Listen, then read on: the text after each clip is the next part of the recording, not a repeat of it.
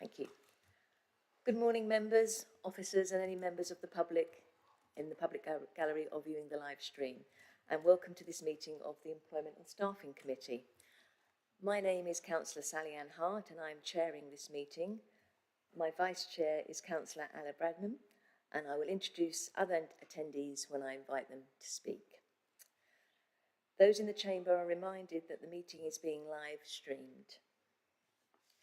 May I ask those who are joining us remotely to ensure that their camera and microphone remain off unless they are addressing the committee. And for those of us present in the room, please ensure your microphone is close to you and speak clearly when addressing the room. So we move on to our agenda from today. And our first item is apologies. Patrick, are there any apologies for absence, please? Yes, Chair, we've had apologies from Councillor Sunita Hansraj and Councillor Ariel Khan is subbing for her. Thank you. Thank you, Ariel. Move on to item 2, declarations of interest. Do any members have interest to declare in relation to any item of business on this agenda? And just can I remind members, if an interest subsequently becomes apparent later in the meeting, please could you raise it at that point? So moving on to item 3, the minutes of the previous meeting. Do members have any suggestions or suggested amendments relating to the accuracy of the minutes for the meeting held on the 29th of February 2024? Thank you. Councillor Richard Stobart. Thank you, Chair. Just a very, very minor one. Foot of page 4 in the agenda pack, last paragraph. Further comment was made by BY, not BYH. Yeah. I think I made the comment possibly. That's why it stood out, but just a minor typo. Thank you. Thank you for pointing that out. I did notice that as well. So I'd just like to raise a point at the top of page 4, the first paragraph, which reads, with regard to holidays, officers clarified that a 32-hour week had been agreed and that annual leave allocation was proportional to this when comparison to the leave assigned to those on the previous 40-hour work week. Now, I think that might need to read better if it said compared with the leave, but I also think there wasn't a 40-hour work week, is that right? 37-hour work week, so if those could be amended. Thank you. So with those amendments, I move approval of these minutes as a true and accurate record. Is that agreed? Agreed, thank you. So the committee therefore agrees the approval of the minutes of the meeting of the 29th of February 2024 as a true and accurate record by affirmation. Thank you. Item 4 on the agenda is public questions, and I'm not aware of any questions from the public today. Thank you. So now we move on to item 5. And this relates to the update on the 4-day week trial. And I'd like to invite Anne Ainsworth to present the report. Thank you very much, Chair. So, members... Oh, my apologies. Thank you. So, members, the report in front of you today is the report that we agreed we would bring to you back in March earlier this year. At that point, as you know, we were not able to move forward on any definitive agreements related to the 4-day week because we had some question marks, particularly related to whether there could be any financial implications for a council looking to move forward with a 4-day week. So at that point, it was agreed that we would bring to you as soon as we could, which is July of this year, the information, the performance and the latest health and wellbeing survey for staff, so that members could see how we were getting on. This covers the period of 15 months of the desk-based trial, 6 months of the waste trial. And so just a reminder as well that although we harmonise, as we've just mentioned in the previous minutes, we harmonise the hours of desk-based and waste operatives at 32 hours from April this year. This report covers the period where desk-based staff were working 30 hours. And then as the trial came in for waste operatives, they were working the 32 hours because we realised as part of that work that the 32 hours was the optimum number of hours for them to deliver that service. I won't say any more, Chair. I'll leave it there. Thank you very much. Thank you, Anne. Members, any questions or comments on the report, please? Councillor Mark Howe. Thank you, Chair. With regards to the waste operatives, I touched upon this last time, and I just want to make sure I got this abundantly clear. So we're asking them to do 100% of their work within now 80% of the time. Is that correct?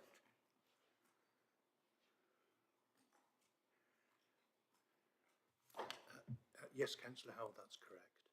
So thank you for clarifying that, and that's what I want to start from that. So I have my same concern as that I had last time, in that the impact on their bodies with the physical demanding part of their job. And I want to know what, if anything, has been done to look at that, and what, not so much what the impact is over 6 months or 12 months, but if these people are in our employment for many years, we're asking them to do a considerable amount of work, 20% extra, over a shorter period of time. So I want to know, has that been looked at all, please? Jeff? Yes, actually I slightly misspoke, because of course they do 32 hours, not 30, so it's not quite 80%, I think it's 85%. But yes, it means that those days that they're working slightly longer days. We have undertaken not only the Robertson Cooper welfare survey, but we've undertaken in-house surveys with the staff to ensure that, to find out what's happening with their physical health. We're monitoring the sickness, absence in health, in waste, to see whether or not there are changes. And we're meeting regularly with the GMB union, and one of the things that we discuss is the impact of the 4-day week on the health of their staff, and we're doing further surveys. I mean, we're not the only council, of course, that only collects over 4 days. Compressed hours are operated by a number of other waste services who do 4-day week collections. So actually, their people are working slightly longer days than ours, and we are monitoring what the effect is on those services as well. But the point you make is well made. It's one of the things that we know we've got to continue to monitor. So we will be continuing to monitor that. Yes. Thank you, Chair.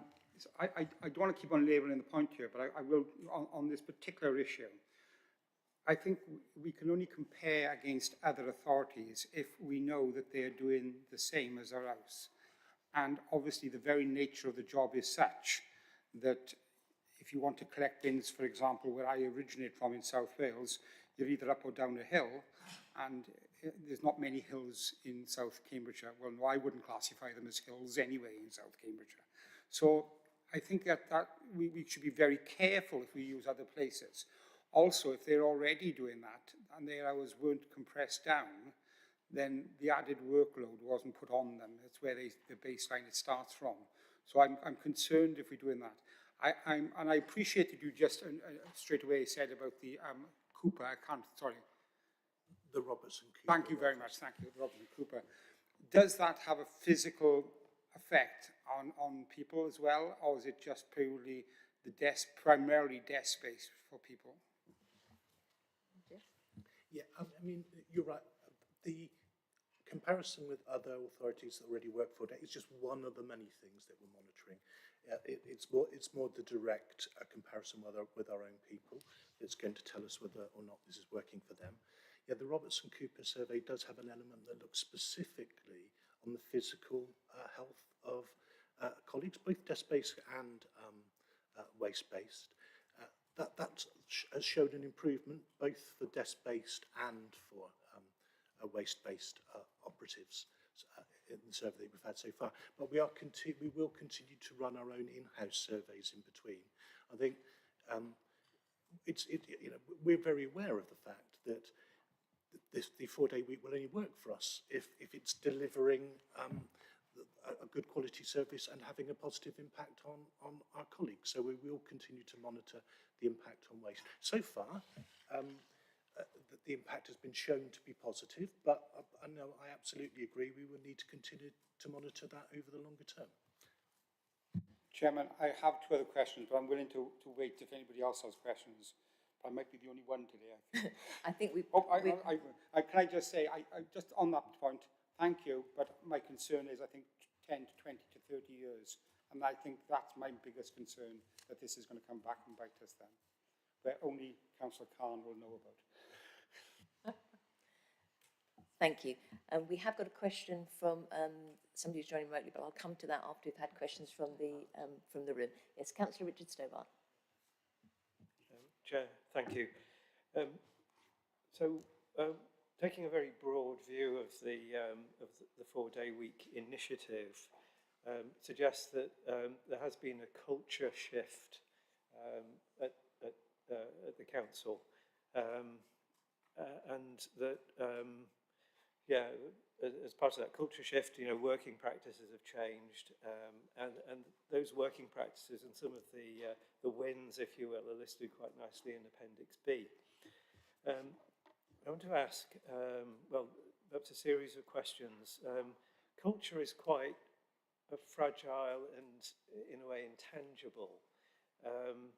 So identifying, what's the aspects of that culture, and you could say, actually, in the working practices, that is a summary of the culture.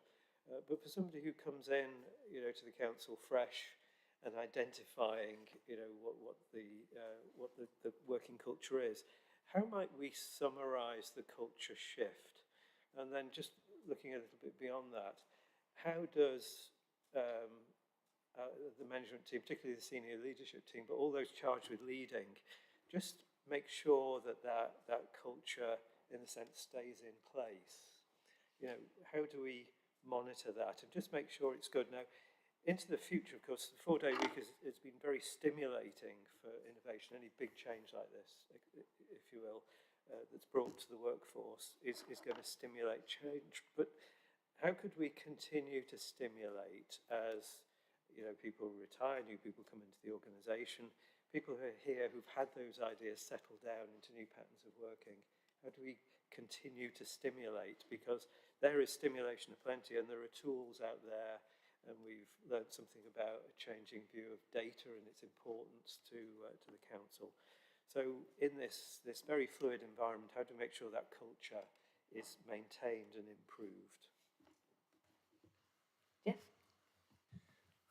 To sort of answer your second bit first, of course, later on, we've got a presentation on the people strategy that Helen has drafted, and a big part of that is establishing and maintaining the culture of the organisation.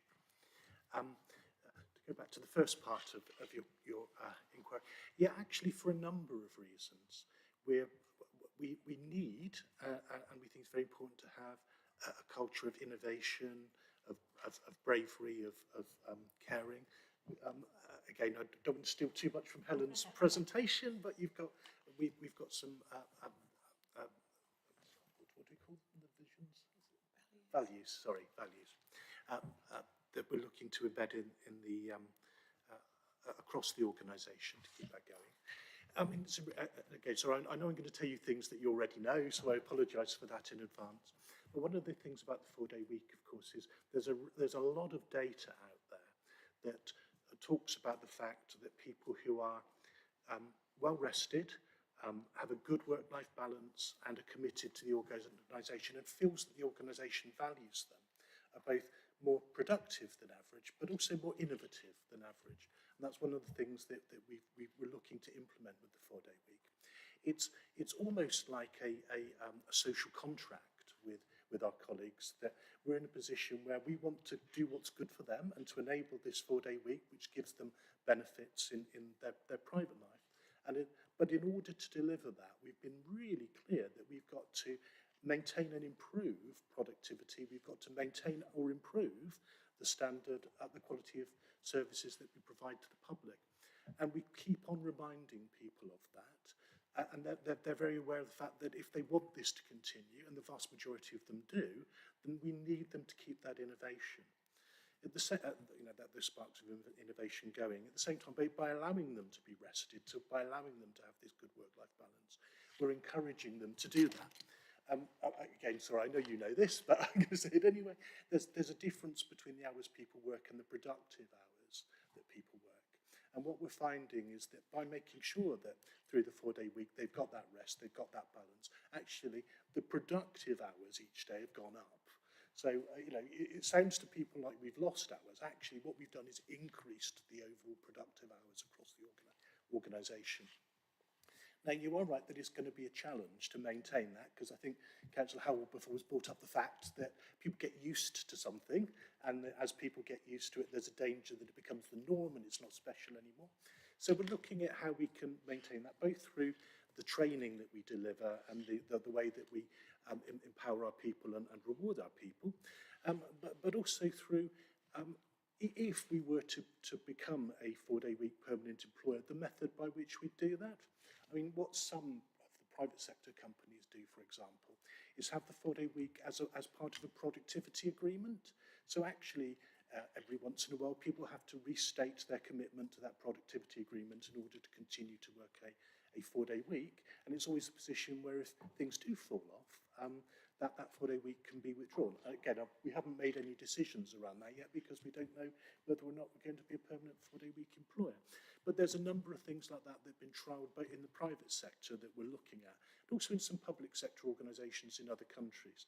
So we're undertaking a review to see how we can keep this fresh, how we can keep people innovative, and also how we can continue to value our colleagues in other ways as well, because even if we're not got a 4-day week, we do want people to be innovative, and through our transformation programme, for example, what we're doing is working with colleagues on the ground who've got good ideas, because the people who are actually doing the job that often have the best ideas about how it can be done better, and then finding ways to deliver those ideas so that in sort of 6 months, 9 months' time, actually they see that their ideas have borne fruit and that we've changed the way that we work. So we're doing it in a variety of different ways. But again, whether or not there's a 4-day week, that we need to continue to have people be innovative, and it's hard work. So I go to work, I go to sleep quite easily most nights because it can be a real challenge. Hope that's answered your question. Councillor Richard Stobart. Chair, through you, thank you for the comments. I just wanted to perhaps round it off with one thing. So, some of the techniques that are used for, in a sense, taking an idea and working with them in certain industries are quite legendary. So, for example, I think one that most people know is that the Toyota company, it's possible for a worker who spots something to shut the production line down. And that, of course, attracts everybody's attention. You don't do that easily or lightly, but it does actually emphasise the importance of the individual's contribution. So I'm not proposing we shut the production down. But actually always to acknowledge that the fresh idea from the people, often at the front edge of the organisation, can be very important and need to be valued. So just a parting comment on that. Thanks. Thank you. Councillor Peter Fane. Thank you, Chair. And firstly, my apologies for arriving slightly late. I'm going to assume that the paper that we're considering is the same as the one that is being circulated. Thank you. I just find it rather easier when I have the paper versions to read in detail. A couple of questions, if I may, and forgive me if these have been addressed already. In relation to paragraph 4, then, the definition of a 4-day week, it does seem to me to be recognised there that that is what is referred to as the core model, being 100% of the work in 80% of the time. But I think it will be important for our future consideration that we recognise there are other models of a 4-day week. And there's a reference in paragraph 28 to whether something is truly a 4-day week. I think we need to be careful about that. A question about paragraph 9. I admit to a little confusion, which is probably due to not having read it sufficiently thoroughly. Employee commitment improved from -4 to +4 and so on, very encouraging. Mental health to +6, physical health to +7 and so on. I'm just a bit confused about the meaning of that, because at paragraph 49, this is explained as being in the, bear with me, in the terms of the Robertson-Cooper, as can be interpreted as a mark out of 5. So presumably I'm looking at the wrong test when some things are marked up as being +7 and in one place +9. That'd be helpful to just have that explained how I've gone wrong there.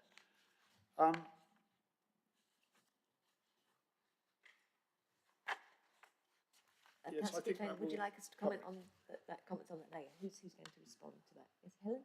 Yeah, thank you. Hi, thank you. Yeah, there are a number of different measures within the Robertson-Cooper report, and the out of 5 is the number of good days. So if you read the appendix, that can be shown by the dashboard number. What these numbers refer to is the number above or below the benchmark figure. So Robertson-Cooper benchmarks against 90,000 public and private sector colleagues and employees, and what they do is they put our score up against the average of other scores, and that's where it sits below, above or below. So ours was below the benchmark and has obviously gone to this number of points. And the colours refer to whether they're in the top, they define it by the bottom 30%, so risk areas, the bottom 20%, which are caution areas, the typical area, and then the top 20%, which is a positive. Does that answer your queries, Councillor Fane? That certainly answers my query in relation to paragraph 9, yes. Thank you. Did you have any further questions or comments? No, thank you. Any more? Got Councillor Richard Williams joining remotely. Is that okay to go there first and come back to you, Councillor Howe? Yeah. Councillor Richard Williams. So thank you, Chair. Just getting myself together. Thanks for the opportunity to ask a question. My question is about something that's in the Robertson-Cooper report. It's on page 20, and it's figure 17. So that chart, which activity have you spent most of your time on during your extra time off per week? Right at the far right end of that is a category of other paid work. And that tells us that 16% of people were spending their extra time on other paid work, which to me looks like an extremely concerning figure. That's up from 1% in 2023, shot up 16-fold in 2024. So that suggests that almost 1 in 6 members of staff were using their extra time to undertake other paid work. Now, that's not the point of the 4-day week, and officers have talked in this meeting about a well-rested and happy workforce, making better workers. Well, if the time off is being used to do other work, that's not the case.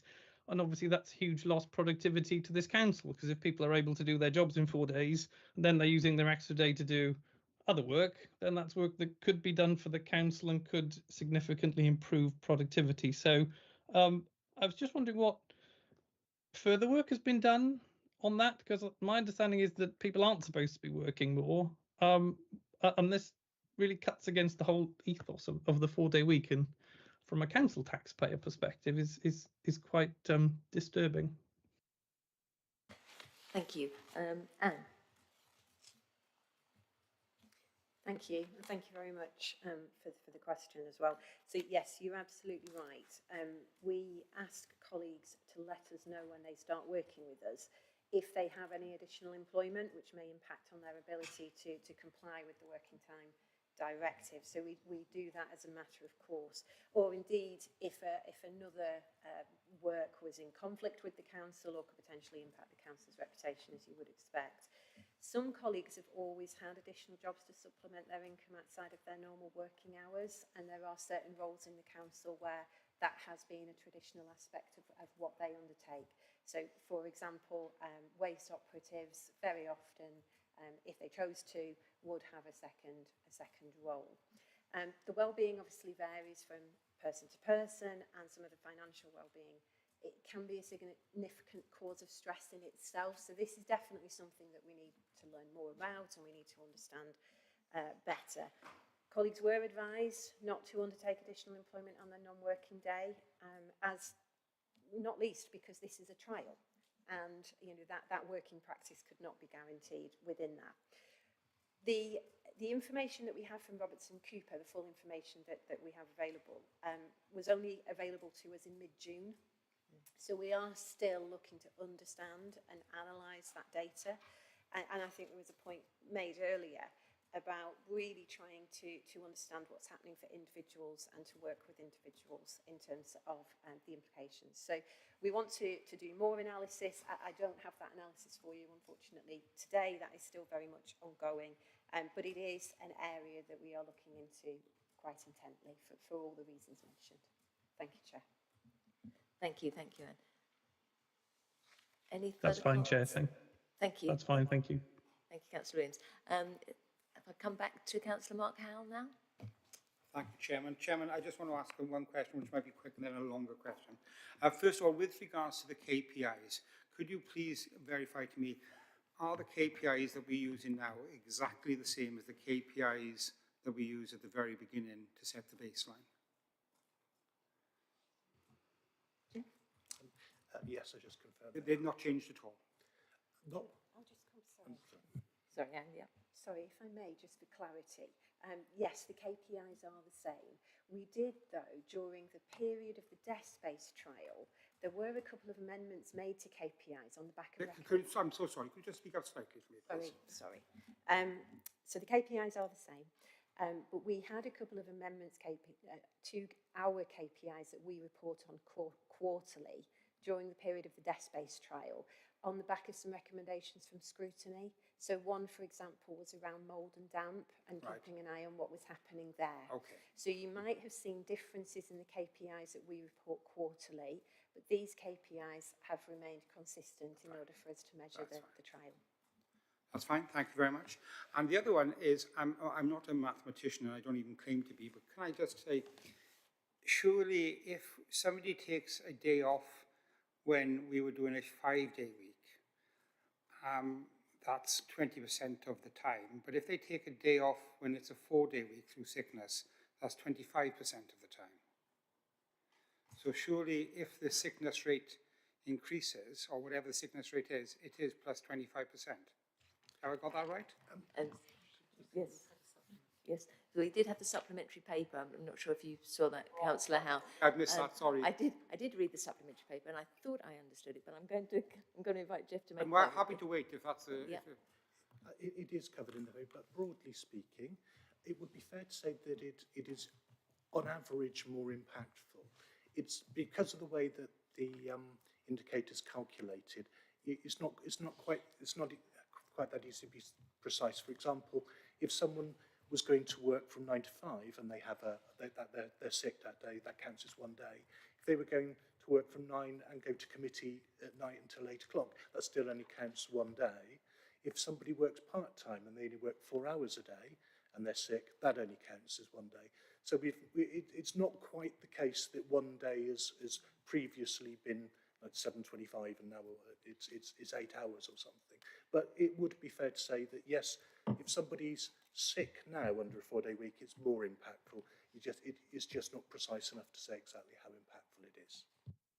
Yes, no, thank you. I wasn't, as you noticed, working by hours. I was working by percentages. But yeah, okay, you've answered my questions. It is more impactful. Thank you. And I haven't seen the supplementary, so apologies there. No worries. I found it an interesting read. Thank you. Members, any more questions or comments? Oh, sorry. Councillor Hannah Bradman. Thank you, Chair. Given that we have a shared waste service with the Cambridge City Council, I just wondered whether we'd had any feedback from the trial from the Cambridge City Council. Jeff? Yes, and actually a number of us were at a briefing with City Council members just last week, and actually the feedback was positive, that they're very enthusiastic about it. I think they're watching very carefully to see what the new government's view of the 4-day week might be. But yeah, the meeting was very supportive. Yes? Thank you very much, Jeff. And I mean, what struck me is there's an enormous amount of positive data in these reports, not least things like the savings that we're making on our staff costs because we're being able to retain and recruit more easily, not having to do so many recruitment rounds and getting staff who are happy and confident to stay. And you know, that I know that has also gives us continuity in our planning department, and I think altogether this is extremely positive. So thank you very much. Thank you. I have a couple of questions, if that's okay.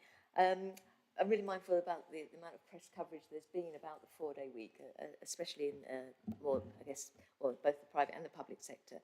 And just wondering if we've had any other councils indicate that they would like to explore a 4-day week, if you've had any contact or any information on that. I think from the start of the trial, actually, there's been a lot of interest in the 4-day week, and certainly looking at the newspaper reports, the reports are that a number of other councils are looking at the 4-day week.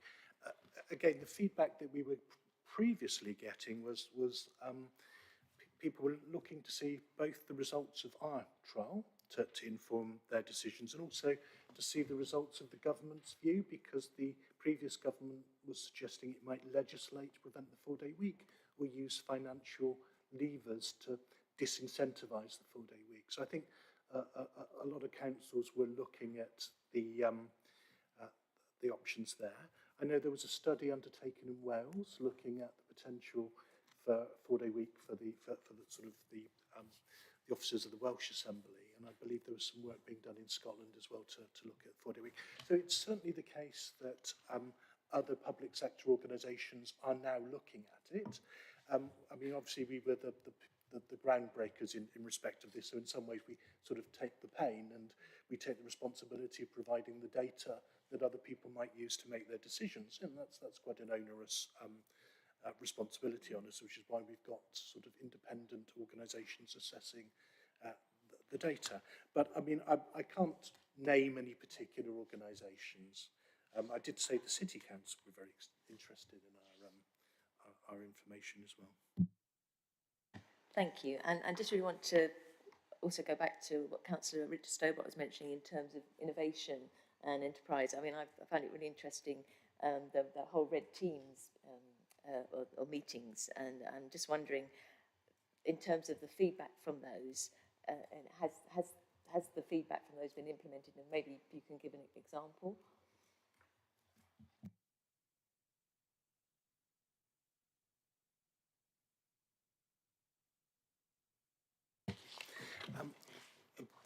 Yeah, I wasn't at the red team sessions because we felt it was important for people to be able to speak candidly.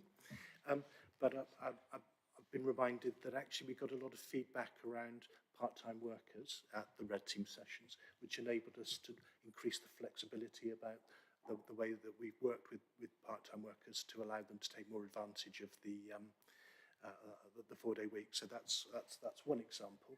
But we do use red team sessions now for a lot of other work in the transformation programme. And indeed, you know, whenever people float ideas, it's a really good way of making sure that you've covered all of the bases. So at the moment, for example, the transformation team's working with the waste service, looking at ways that we can improve our commercial waste operation. And the initial reports that we've got out of that, and one of the things they've been doing as red team sessions is coming up with they've now got a target of £500,000 to generate an additional income over the next 2 years. So it's one of a number of methods that we use, and it is an effective one. Obviously, the other thing that's really big at the moment is the use of AI. Council are trialling the Microsoft Copilot, for example, looking at how AI can be used to either summarise documents or improve the quality of documents. We're looking at Teams Premium to look at how, you know, given we stream meetings now, the ability to take minutes, come up with action points and come up with summary points, we're looking at that. And it's a little bit early to demo to members yet, but we've got an AI assistant for our web chat that we're developing, which I'm hoping to be able to demo to people soon. So, you know, there's lots of different innovation going on in the council. And most of this does come from when we're speaking with colleagues who do the job. They'll say to us, well, if only I didn't have to do that, or if that could be done more quickly and easily. And we learn from that, and we try and make their job, we try and help them do their job in a smoother, more efficient way. I'm not sure if that was specifically an answer to your question, but... Thank you. And I think, Anne, you've got a comment to add? It was just a point of clarification to Councillor Howell's earlier question about the KPIs. There was just something in the back of my mind, and I've just clarified it. So for the point of clarity, obviously we didn't have the waste KPIs in the first 3 months of the trial that were independently assessed at that point in time. So we added those in. But there was one other KPI that was added in for planning as well, which was the average time to determine validated household planning applications in weeks. I just wanted to clarify that. That was one of those additional ones that was added in as well. Chairman, if I could ask, please, if something like that could put in writing and circulate to all members, it'd be appreciated. Certainly. Thank you. Thank you. Thank you for clarifying that. Yeah, thank you, Chair. I think we've probably covered it quite well, but I just wanted to ask a supplementary about the health and well-being survey, and whether it implied any other actions for the leadership team, you know, besides, you know, progressing what we're doing. Were there any things coming out of interest, you know, which became action points for the leadership team to pursue? Thank you. Helen, thank you. Thank you. So, as Anne alluded to earlier, we only got the results of the survey in mid-June, and actually Robertson Cooper are coming to give us a presentation on the entire results and their assessment of it next week. So we should have more detail. But the people partners have all been looking at the reports for the individual service area and arranging to meet with the heads of service to look at the reports for their area and to try and take forward any areas of concern or things that we've highlighted. So I think those action plans will come out over the next couple of weeks and months. But certainly, yeah, the overview looks positive. Thank you, Helen. Jeff, did you want to add something? Yes, just to mention, one of the reasons that we went with Robertson Cooper is, as well as providing this this data for us as an organisation, for each person that completed the survey, they get an individualised report which gives them advice about how to interpret the results and suggests things that they could do to improve their own health and well-being as well. So as well as getting this information that we're going to act on, every single member of, every single colleague that completed this are being empowered to sort of take that action themselves as well to make their own health and well-being better. Thank you. Councillor Bradman? And just a quick one, reminding declaration of interest. I'm delighted by the work that the University of Salford has done, but I ought to mention, in the interest of clarity, I'm an alumnus of the University of Salford. I've had nothing to do with this trial, but I'm delighted that they've been involved. Thank you. Councillor Richard Stobart. Do I have to declare then that I'm a graduate of the University of Cambridge? Perhaps we should just do a quick round. Thank you. Members, I can't see any more questions or comments in the room, so if I go back to our agenda, this committee is asked to recommend the report to Council for approval. Is that agreed, or do we need to move to a vote? Agreed? Yeah. So the recommendations, therefore, are agreed. Thank you. You need to ask him. It's to recommend the report to Council. Yes, that's what it is. Sorry. It says the committee is asked to recommend the report to Council for approval. So it's going to Council for approval. We're not approving the report. You're voting against. Okay. So is anybody else voting against? Or the other votes? Votes for? Can we do that just by show of hands?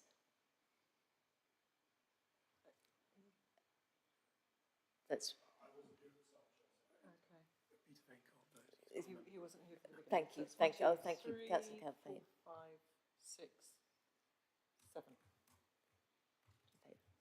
One against. Six. 1, 2, 3, 4, 5, 6, 7. Seven. You're seven. Okay. Have I counted myself twice? No. Somebody else should count. You've got six. I think it's 6 plus 1 plus 1 Thank you. couldn't vote. Thank you, Patrick. Thank you.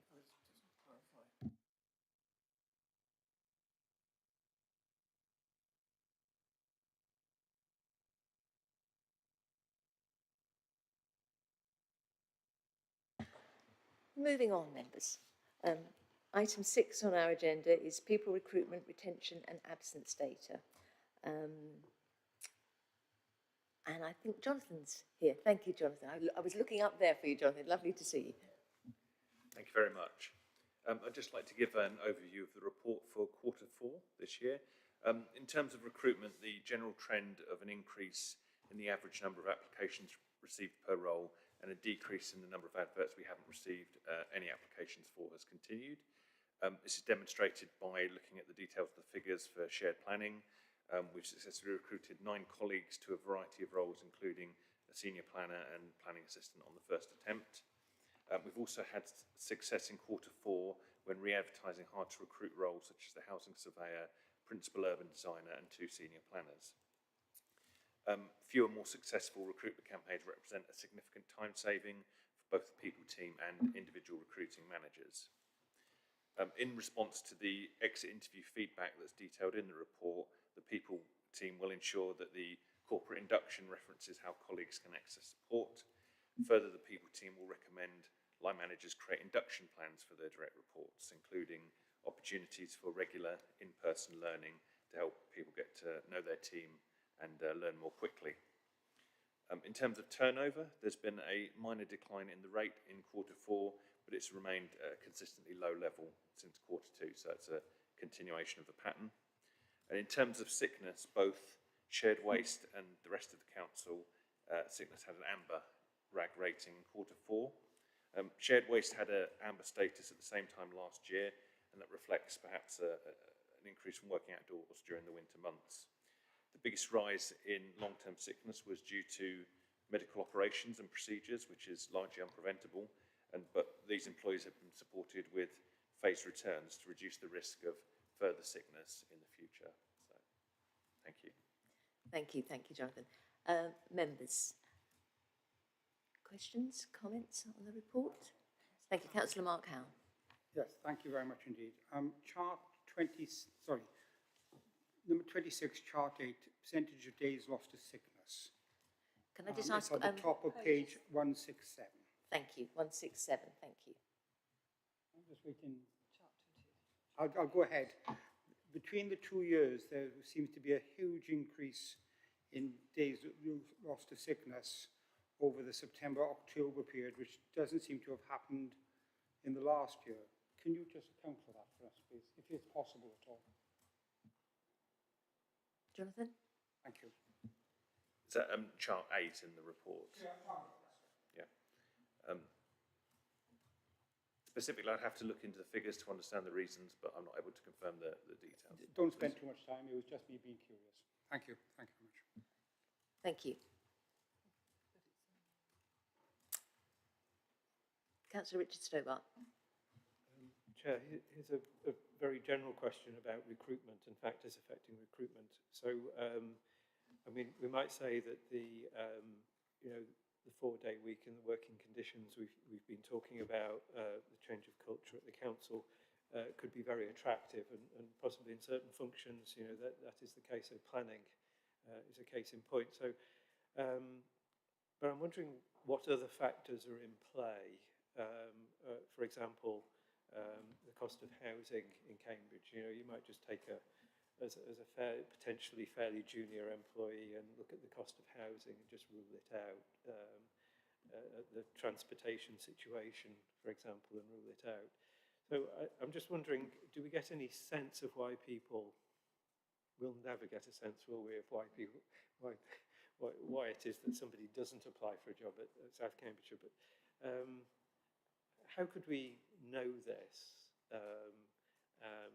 how do we counter it? I mean, back in the old days, you know, if you were taking on apprentices, you scatter them amongst the community and they'd be taking rooms, you know, with other workers and so on. We probably don't do that these days, but I think making sure that we have a diverse workforce and we give people the opportunity to work here.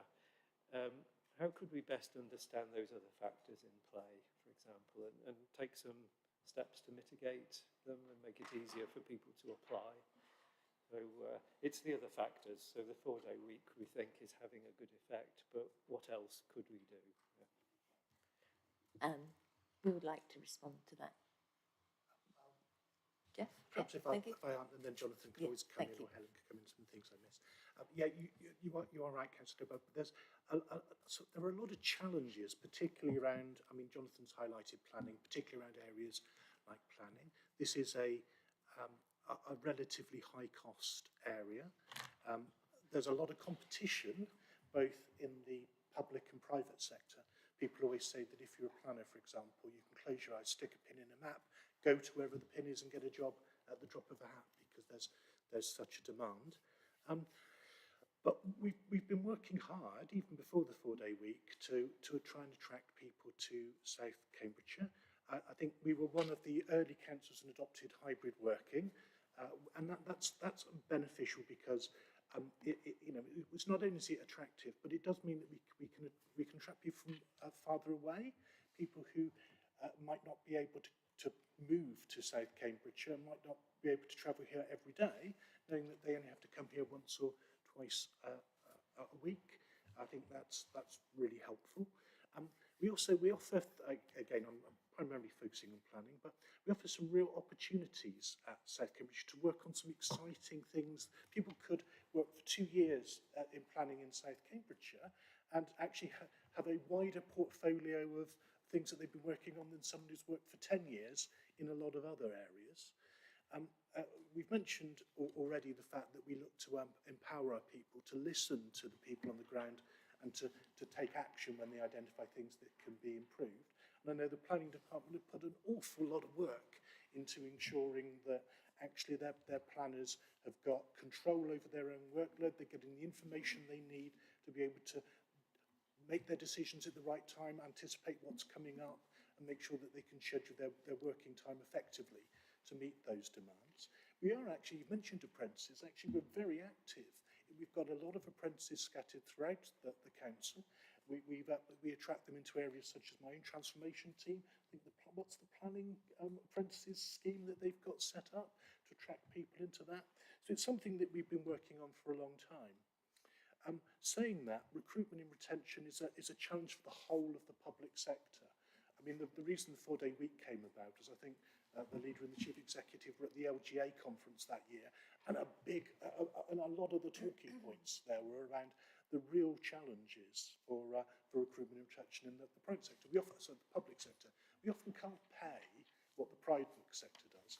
I used to be in charge of a planning department in another authority, and it was one of the real challenges. A junior planner could come and work for us for like 30 grand, or they could go and work for a private company and get 50 grand in a company car, and it was difficult to compete. But actually one of the things that we do is people that come and work for us, we try and come up with a career plan for them so they know if they work with us, going through the training and development things that Helen and her team have got in place, they can see that they can stay with us and develop their career, and it sort of builds that commitment. So we're trying our best, but it is a real challenge. The 4-day week was a big step in giving us a competitive advantage over other authorities. If other authorities, and I suspect if we were to become a permanent employer and there's no obstacles from the government, I suspect other authorities will follow suit. We're going to have to come up with something new going forwards to make sure that we're in this position. Jonathan, Helen, anything that I've not covered? I think the only other thing I'd add is that we're engaging quite in a programme of work with young people in the area as well. And we've just had a really successful work experience programme here. And actually what became apparent was that at the beginning of the week, not all young people understand the role of a local authority, particularly a district council, and actually they learn quite a lot at the end of the week. And we had an A-level student in the people team last week, and he presented to us, he was given a project, and he said, actually, I'm going to consider a career in local government. So there's an element of that awareness raising and working with our local community with things like that as well. And the LGA have also set about a national recruitment campaign for local authorities, and so we're engaging with that as well. We've got a workshop in September to look at how you use that national framework to kind of support recruitment and retention in your own area. So, Thank you. Jonathan, did you want to add anything else to that? Yes, just to say in planning specifically, very recently, I know there's been conversations between us and the land economy at Cambridge University, the land economy department, and we've been in discussions of offering people there studying for degrees an opportunity to consider whether they would be interested in working for us by offering them placements over the holidays. So that scheme is currently in development. So we're trying to develop the talent pipeline in different ways as well, rather than just formal apprenticeships. There's a lot specifically for planning going on at the moment. Thank you. Councillor Anna Bradnam. Thank you, Jonathan. Turn your microphone off. Thank you. Thanks very much. Thank you, everyone, for this report. And of course, what this reflects is also the way in which people respond to hybrid working. And in the section on page 165, it's actually a continuation of the 3-month post-induction staff survey. So it's looking at how people got on when they started to work for us. It's section G. There was a rather more nuanced comment where one person had said the 4-day week had had a positive and negative impact, and it had been harder to get to know people and get used to our working practices as quickly as they wanted. But I wondered if, in amongst this, we've got hybrid working, haven't we, as well? And I'm just wondering, although the person referred to the 4-day week, I just wondered, in terms of this people recruitment, retention and absence data, what steps we are taking to ensure that in the hybrid working arrangements, that we're actually making big enough steps to ensure that people feel part of a team, and that they, certainly when they're being taken on newly, that they're being supported and mentored, and that they feel that they know what they're doing and that they know that they have agency. And I wondered if somebody could comment on that, please. Jeff, thank you. Absolutely. It's really important that people do get that connection with their team and do get the support that they need. We did introduce additional guidance for managers around hybrid working. I mean, there's a number of things. We expect everybody, for example, to be in the office on average once a week, and we expect teams to get together once a fortnight, so the whole team there. But one of the things we did stress there was that if you're a manager and you've got a new starter, that actually you've got to schedule additional face-to-face time with those people so that they have that connection.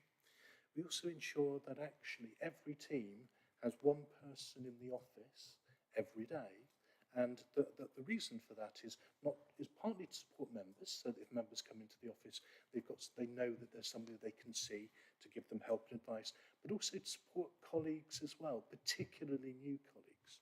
One of the reasons that we moved to having all of our South Cambs colleagues on one floor is that actually everybody's about. It's very easy to meet and talk to other colleagues when you come into work, and it's always reasonably busy.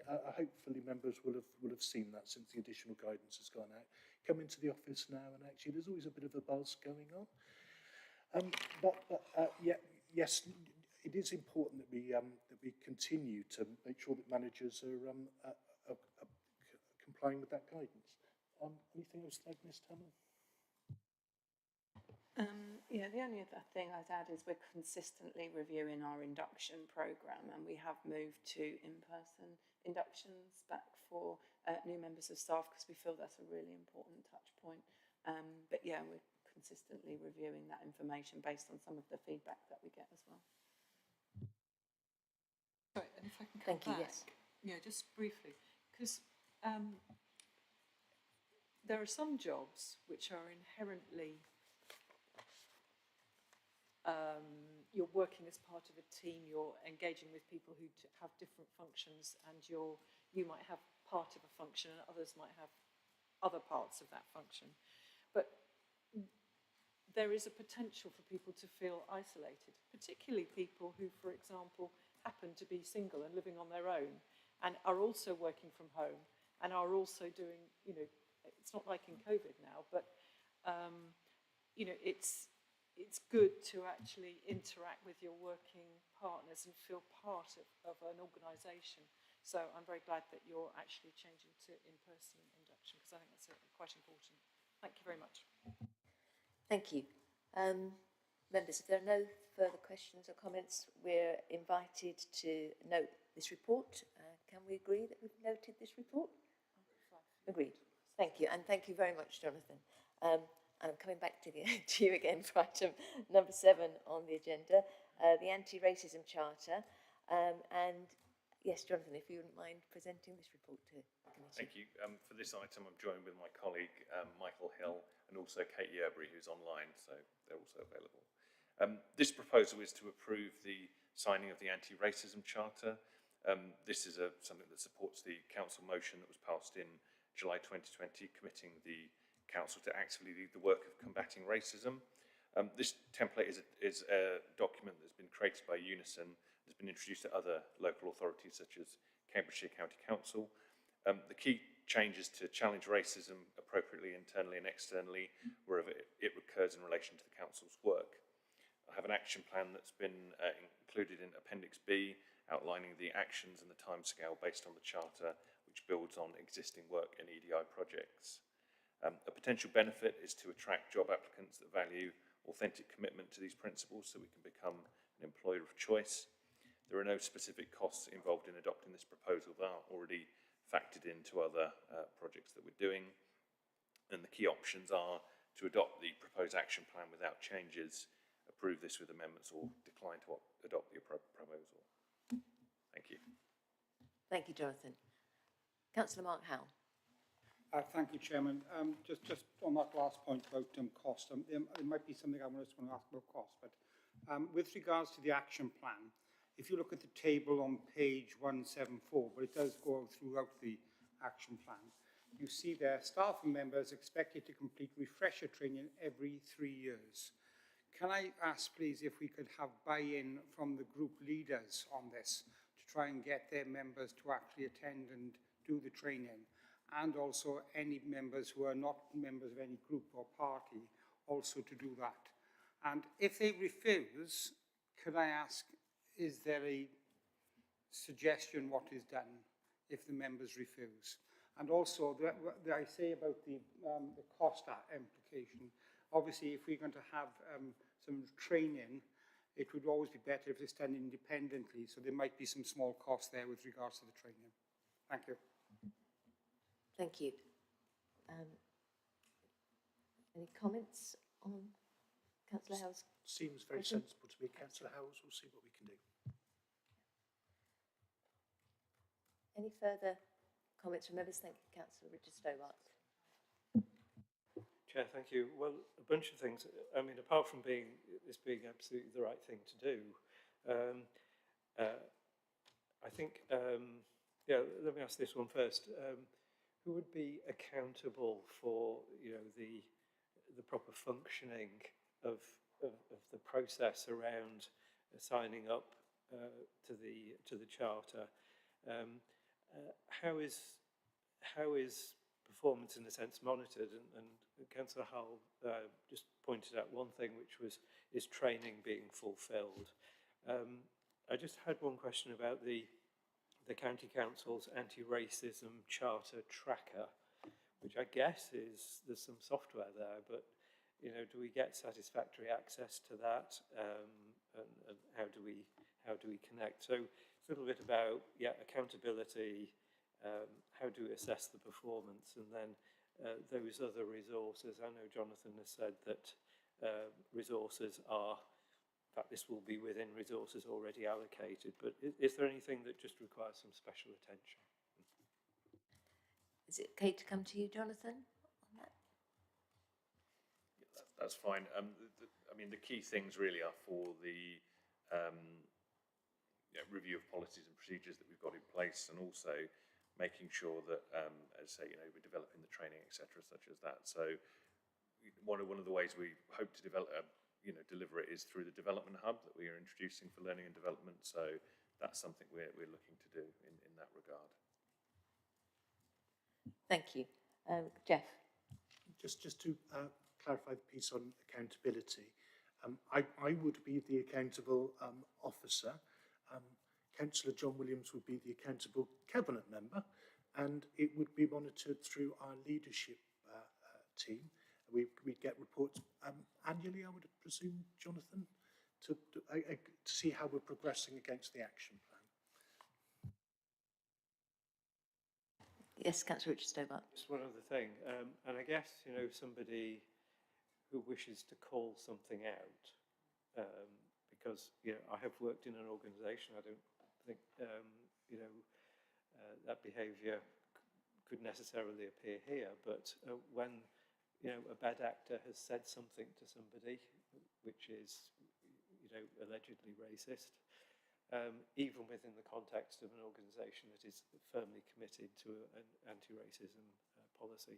So are there adequate safeguards for the, if you will, the calling out of incidents? Yeah. Thank you. Jonathan? Yes, so we have the our dignity at work policy, and that provides that process, and it'll be something that will, if this is approved, then something that can be incorporated into that policy and procedure, so people are aware of their rights, and that's what we want to do for this. Thank you. Councillor Bradnam? Thank you, Chair. I am looking at the table on page 177, which is a sort of summary of, let's just see, what's it described as, the Anti-Racism Charter and how we intend to deliver it. But it's looking at unconscious bias and anti-racism training for all staff, and I hope that means staff and members, not just staff members, because I think members need it too. But my concern is, it's a question really, right on the right-hand side it says Gypsy, Roma and Traveller awareness sessions to be run in June each year. So it's good that it's annual, but I'm just quite curious as to why it's June. But is there any particular reason for that? It's just, I know that if, for example, we wanted to include any Gypsy, Roma, Traveller residents in that, they tend to go away during the summer. I think this is earlier than they would go away, but they tend to travel during the summer. And I just wondered if that was an intention to involve them, and that was a time when they were going to be there. And can I come to you on that, Jonathan? Yeah, I think I'd like to defer this one to Kate, because I think she might be in a better position to answer this one. Thank you, Kate. Hello, hi everybody. Sorry I'm not there in person. With regards to Gypsy Roma Traveller Heritage Month, it's marked every June because that's the Heritage Month that they've chosen is June. So we work typically with Friends, Families and Travellers, which is a national organisation, and we have a range of material and resources now online for our staff. So every year we put that resources out and we seek to create something new for them as well. And this year we're now looking to work with the local community to actually put something together to define our local Cambridgeshire Gypsy Roma Traveller communities, so that planning, housing, they can better understand those communities and how we serve them. I hope that answers the question, that it's the nationally marked month and that's why, but the resources are available all year round. Thank you. I would just say then, it might be helpful to refer to that in the box in column 2. You've referred to Black History Month in October 2024. It might be helpful to also refer to this Gypsy Roma Traveller Month in June, and then we'll understand why. Okay. Yeah, thank you. No problem. Thank you. Any further questions or comments? Could I just ask Jonathan, and I apologise, could you just remind Ms Jonathan, in terms of the committee, it's not that we're noting this report, we're actually seeking approval for us to sign the charter. Yes, that's correct, because it would be something we all have to commit to, Lovely. officers, members, etc. So, members, do we have approval to sign the charter? Oh, yes, Councillor Mark. Yeah. I'll propose it, or second it. Oh, thank you. Oh, and so proposed, Councillor Brand, second by Councillor Mark Howell. Yeah, so we're all agreed. Thank you, and thank you very much, Jonathan and the team. Moving on to agenda item number 8, the paternity pay entitlement. And again, Jonathan, you're here to present this report. Thank you very much. So this is a proposal for all colleagues who are eligible for contractual paternity leave and pay to be granted 2 weeks of full pay. The People team have reviewed the Council's current paternity pay entitlement, and we believe our current provisions might be prohibitive given the cost of living. So from the 1st of April 2021 to the end of March 2024, only 9 out of 21 colleagues took 2 weeks of paternity leave. It suggests that colleagues might be taking less leave than they're entitled to due to the lower rate of paternity pay in the second week, or taking annual leave instead. We would like to amend our paternity policy so it provides a greater level of support to align with our commitment to being a modern and caring council. It will also prevent colleagues from having to book annual leave to avoid a financial disadvantage from taking time off work to bond with their child. The proposal will also help to make South Cambridgeshire District Council an employer of choice by providing additional financial support for families above that offered by other local authorities. Further, this aligns the paternity pay entitlements for employees and members, granting 2 weeks leave at the normal rate.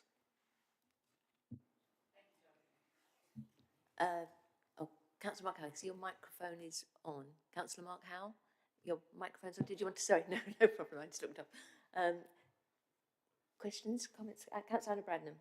Thank you. I have, just for the avoidance of confusion, I've just asked whether this committee is actually entitled to vote on a decision which involves money, because obviously paying paternity leave involves money, and I just asked Anne if she could clarify that.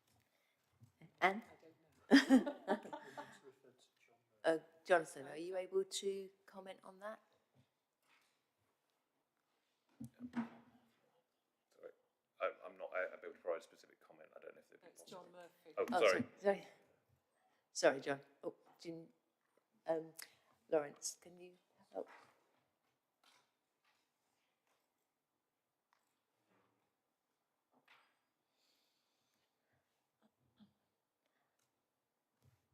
Am I right, Jonathan, in thinking the calculations that are in the paper from memory, and I might have it talks about if in terms of financial commitment, it was £4,000.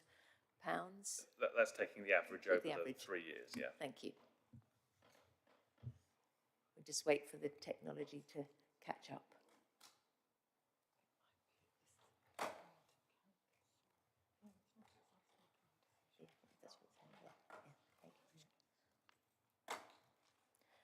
So members, we're just querying whether or not this committee has the agency to approve something that involves spend.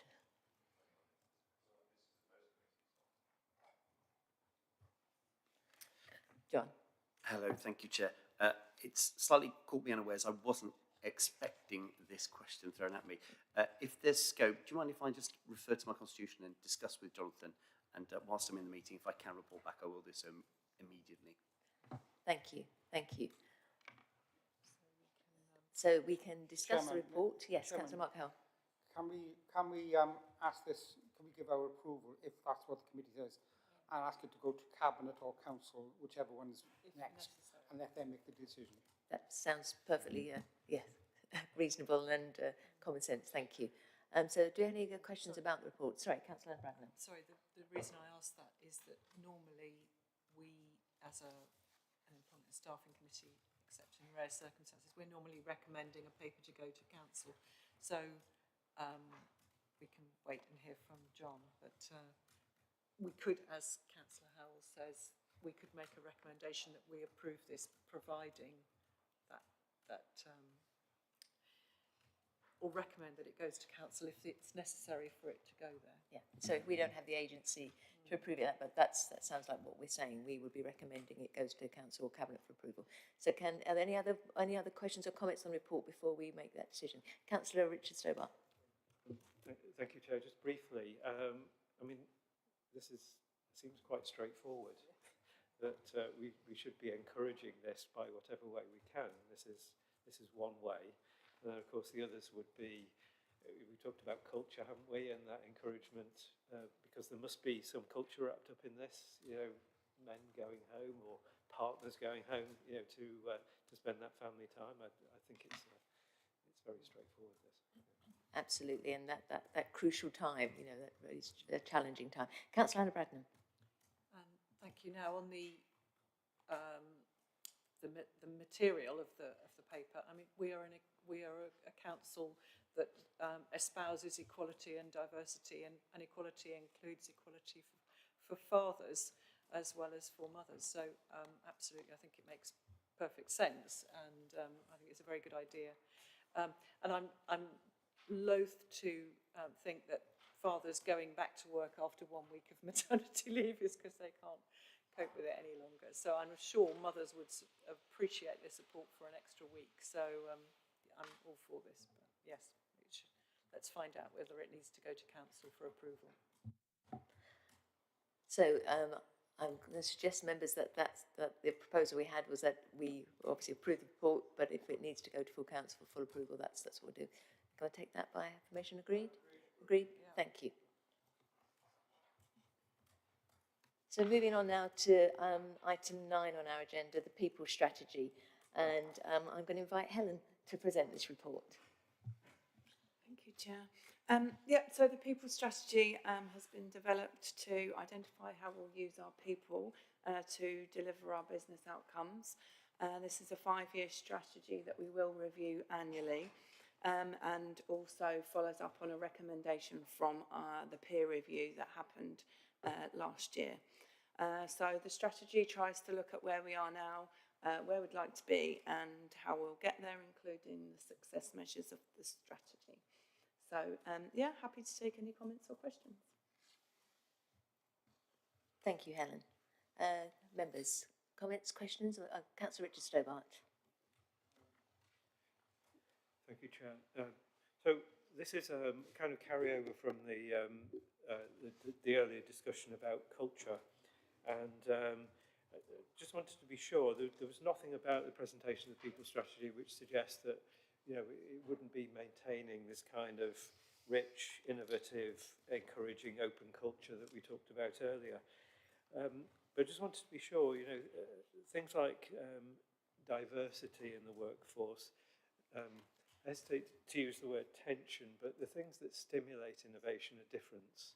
And I remember a colleague, one of my former employments, who said, in relation to his job in the civil service, everybody's the same. And therefore you don't get, because there aren't those differences, you don't get that kind of stimulation of difference. So I just wonder, I'm not familiar with HR policy and how you would encourage this, but to encourage that diversity of thought, if you will, that would be the stimulation for the sort of things that we were talking about, you know, changes of working practice, challenge to things. How do we get that into the workforce through our people strategy? So that's one thing. And secondly, some of the things that I know we've not exactly struggled with, but we would just like to know more. And I'm just going to highlight one thing, which is the target operating model.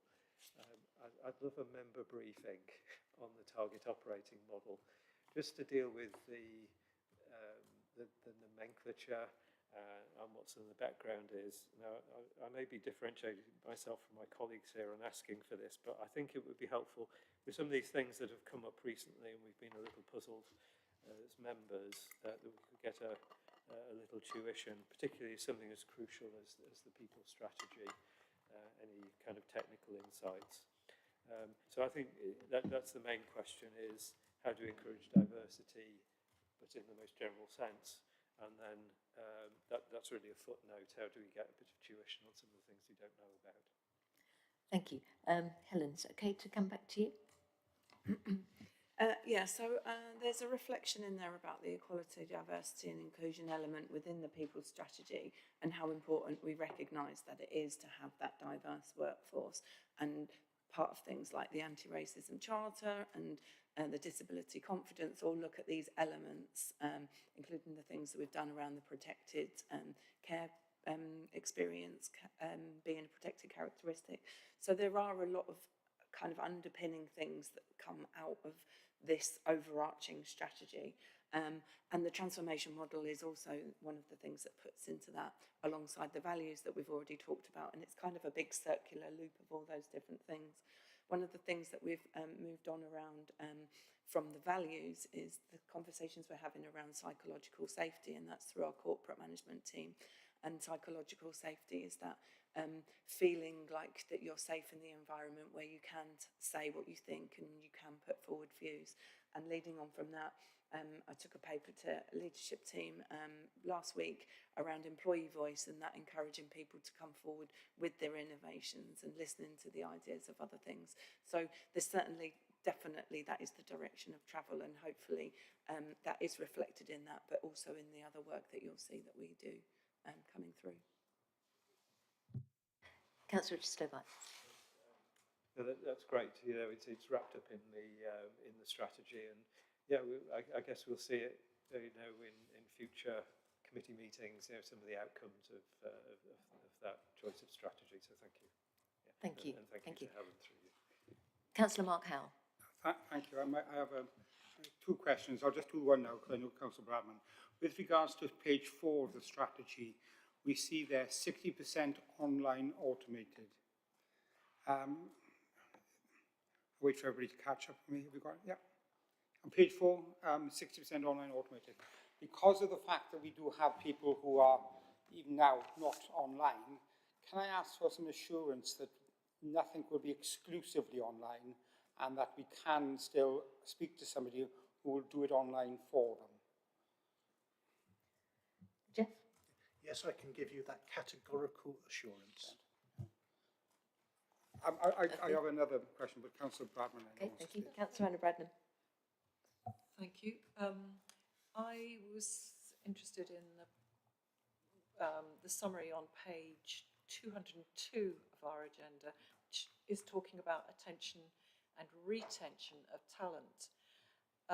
Now, we've got a lot there about attraction of, and that's really great, and a lot of the ways of this council's working will attract new members of staff, but we put a lot of effort and money into attracting new staff, and I would like to see even more about retaining our staff. Now, hopefully, the ways of working are going to be appropriate for retaining staff, but retaining staff is really important.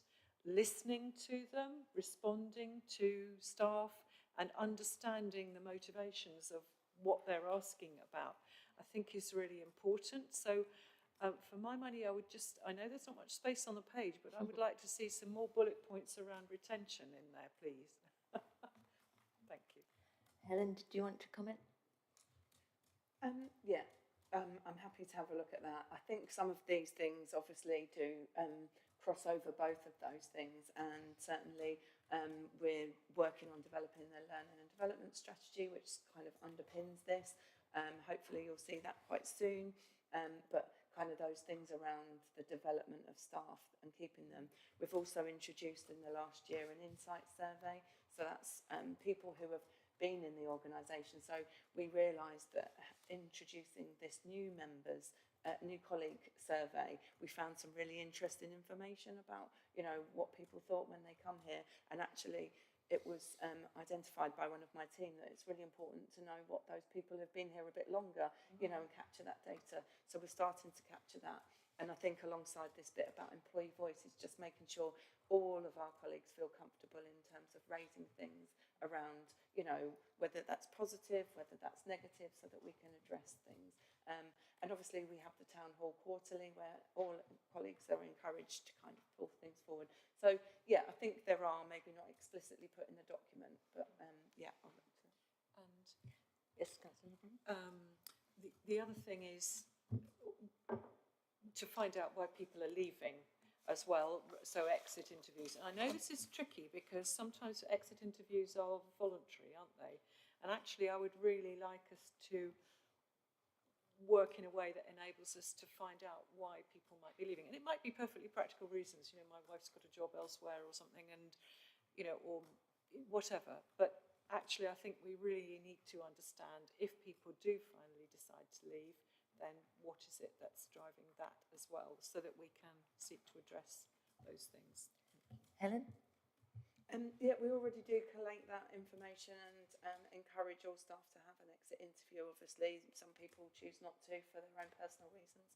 And I think there was some information in the Q4 report about leavers and exit interviews, but obviously the team review that in terms of if anything's coming out and feed that either to the leadership team or appropriate mechanisms if there's anything there that we think we might be able to do something about. And just this comment I was making, you know, I think the more that we encourage the voice, the more we're likely then to hopefully see an increase in the amount of exit interviews that people do think. I'm particularly, if it's okay, Councillor Howe, just to comment for you, I'm pleased to see we take responsibility for our actions and decisions and helping people feel safe enough to be able to say when they've made a mistake. And I'm just wondering if I could ask how long this, assuming this people strategy is supported, that perhaps as employment staff we could have some feedback on some of the changes that you've seen as a result of adopting the people strategy. I mean, it may be anecdotal, but I think those sort of things can really they provide the evidence that are we seeing a change in culture where people feel safe enough to say, you know, I made a mistake and this is what I could see to improve things, or this is my idea to stop things happening. Yeah, thank you. Councillor Mark Howell. Thank you, Chairman. Chairman, I'm going to stick again to page 4 of the strategy, and above that little diagram where it says 60% online admitted, you have a sentence which, as much as I want to support this, I can't because of the one part of the sentence. We will embrace trying new initiatives and ways of working that support this approach, including the 4-day week. I can't say yes to the 4-day week being in that. I just ask if that can be removed. If that's been removed, you've got my full support on this. I don't see why that should be singled out. Helen? I'll take that away and come back to you. Okay, thank you very much. And just one more thing then before I go off with your indulgence, Chairman. On the penultimate page, page 11, you have a photograph on there, if I can now ask you to go on. At the very bottom of the page on the right-hand side, the photograph there of somebody in a waste operative. Can I just say, will that now be the uniform that we'll be wearing at Christmas? And will the Chief Executive be modelling it, please? Thank you for the humour. So, members, sorry, yeah, Councillor John Williams. Thank you, Chair. I mean, if it would help, first of all, I think this is an excellent strategy, and thank you, Helen and Jeff and the people team for producing this, because this is the culture of the council. This is what we want the council to be, and I'm really grateful to you for bringing this together. I know it's a tremendous piece of work. On the last point Councillor Howe made, I can't see that the 4-day week needs to be in this for no other reason than actually we haven't approved the 4-day week. So I don't think it makes any difference to it if it wasn't there. So I'm happy not to have it in there. But again, I emphasise, you know, this is the culture of the country. This is the culture of the council, and I really do congratulate you on producing it. Thank you. Thank you. So just to reiterate, and I agree totally in terms of the report, and if we're thinking about the community really that is the council supports that. So are we saying that if we look at page 4 of the policy, if that was edited to, we will embrace trying new initiatives and ways of working that support this approach, full stop. And then members, it sounds like we're in agreement that I think what we're being tasked to do is to support the implementation of the people strategy. And with that edit, can we agree? Agreed? Agreed, yeah. And thank you once again, Helen, and look forward to hearing the feedback moving forward. Okay, members. Oh, yes, hi, John. Thank you, Chair. Always best if I can to come back in open forum and talk to you members. Thank you to various officers who've got better knowledge than I have of this, the workings of this committee, and they've highlighted in the past that this committee has made decisions on things like market factor supplements. So you do have that. And of course, I looked at the Constitution, and again, I would like to thank officers who've quickly been messaging me with go to this part. I would highlight that there is authority for you to take these type of financial decisions, and that's number 10 in the functions of this committee, which says to consider matters relating to superannuation, pensions and gratuities.